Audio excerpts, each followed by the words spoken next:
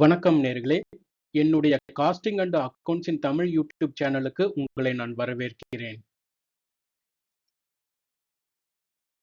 இந்த வீடியோல புக் கீப்பிங்னா என்ன? அதனுடைய பர்ப்பஸ் என்ன? புக் கீப்பிங்க்கும், அக்கவுண்டிங்க்கும் உள்ள வித்தியாசம் என்ன? அப்படிங்கிறதையும் நம்ம பார்க்கலாம். What is bookkeeping and its purpose? Bookkeeping is the systematic recording and organizing of daily financial transactions of a business. நீங்க ஒரு பிசினஸ் ரன் பண்ணிக்கிட்டு இருக்கீங்க. அந்த பிசினஸ்ல கண்டிப்பா பலவிதமான டிரான்சாக்ஷன்ஸ் வந்துட்டு இருக்கும்.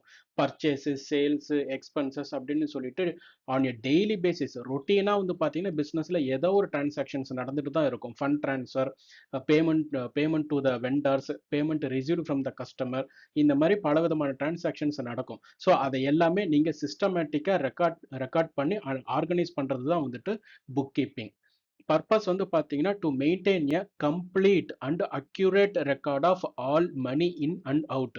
அதாவது உங்களுக்கு பணம் எவ்வளவு வந்திருக்கு, பணம் உங்க கையை விட்டு எவ்வளவு போயிருக்கு அப்படிங்கிறதுக்கு உண்டான கம்ப்ளீட் அண்ட் அக்யூரேட் ரெக்கார்ட் நீங்க மெயின்டைன் பண்ணி ஆகணும். To know how much is owed and who owes, debtors and creditors. அதாவது உங்களுக்கு யாரெல்லாம் வந்து பணம் தர வேண்டியது இருக்கு, யாருக்கெல்லாம் நீங்க வந்து பணம் தர வேண்டியது இருக்கு அப்படிங்கிற லிஸ்ட் வந்து கண்டிப்பா இருக்கணும். அதே மாதிரி to provide raw data for accounting, tax returns and financial statements. இப்போ நீங்க ஃபினான்ஷியல் ஸ்டேட்மெண்ட்ஸ் வந்து கண்டிப்பா உங்க பிசினஸுக்காக நீங்க ப்ரிப்பேர் பண்ணி தான் ஆகணும். ஸோ அதனால கண்டிப்பா வந்துட்டு ஒரு ரா டேட்டா நீங்க வந்துட்டு மெயின்டைன் பண்ணி ஆகணும்.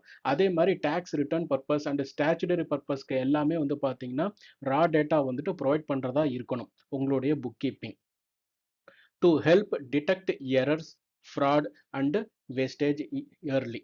ஓகேங்களா? ஸோ இப்போ நீங்க ஒரு சிஸ்டமேட்டிக்கா நீங்க வந்துட்டு டிரான்சாக்ஷன்ஸை ரெக்கார்ட் பண்றீங்க அப்படிங்கும் பொழுது, ஸோ என்ன மாதிரியான எரர்ஸ் அல்லது என்ன மாதிரியான மால் பிராக்டிஸ் எல்லாம் வந்து உங்க பிசினஸ்ல நடக்குது, என்னென்ன மாதிரியான வேஸ்டேஜ் எல்லாம் வந்துட்டு அவாய்ட் பண்ண முடியும் அப்படிங்கிறது வந்து பாத்தீங்கன்னா part of the book keeping purpose தான். உதாரணத்துக்கு ஜனவரி 5ல வந்து பாத்தீங்கன்னா receive 50,000 cash for editing a video. So இப்போ வீடியோவை எடிட் பண்ணி கொடுத்ததுக்காக உங்களுக்கு பணம் வந்திருக்கு. ஓகேங்களா? ஸோ இதை நீங்க வந்து எப்படி ரெக்கார்ட் பண்ணுவீங்க? You can record it in the cash book. அதே மாதிரி ஜனவரி 7th வந்துட்டு நீங்க மைக்ரோஃபோன் பர்ச்சேஸ் பண்ணதுக்காக ஒரு 10,000 ரூபாய் வந்துட்டு பே பண்ணிருக்கீங்க. ஓகேங்களா? ஸோ இப்போ வந்து இந்த 10,000 அப்படிங்கிறது வந்துட்டு பர்ச்சேஸ். ஓகேங்களா? ஸோ பர்ச்சேஸ் புக்லயும் இம்பாக்ட் இருக்கும். அதே மாதிரி கேஷ் புக்லயும் வந்து இம்பாக்ட் இருக்கும். ஏன்னா கேஷ் வந்து உங்க கையை விட்டு போயிருக்கு. ஜனவரி 10th வந்துட்டு by editing software on credit for ₹30,000. ஒரு சாஃப்ட்வேர் வாங்கியிருக்கோம் அப்படிங்கும் பொழுது it is a purchase activity.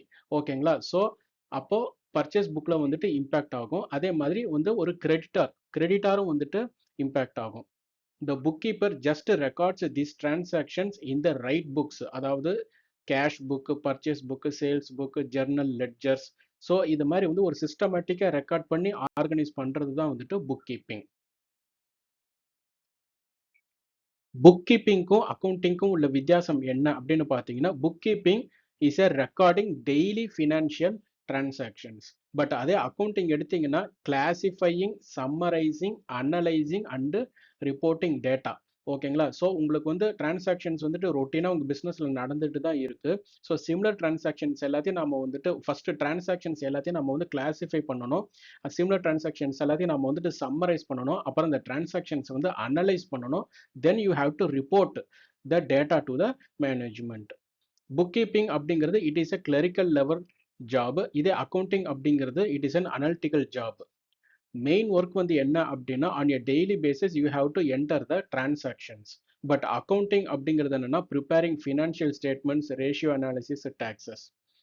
இது வந்து டைமிங் வந்து பார்த்தீங்கன்னா டெய்லி, அதாவது இது வந்து ரொட்டீன் நேச்சராக இருக்கும் புக் கீப்பிங் அப்படிங்கிறது.